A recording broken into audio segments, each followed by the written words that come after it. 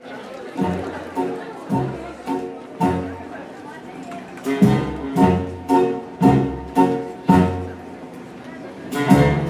and gentlemen, the Chicago Theater is proud to announce the first time anywhere there's been an act of this nature.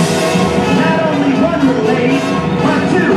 You've read about them in the papers, and now here they are, Chicago's own killers, those scintillating sinners, Roxy Hart and Bobby Kelly. You can live the life you're living.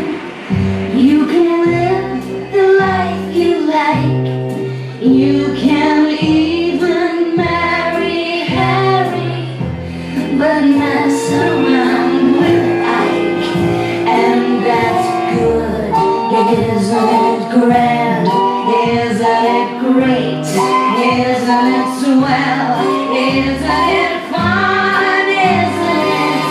But nothing stays. In 50 years or so, it's gonna change, you know. But no, it's never. No one takes. Okay, you babes of jazz, let's pick up the pace. Let's make the party longer, let's make the church shorter. Let's all go to heaven, the fast party, keep it hot.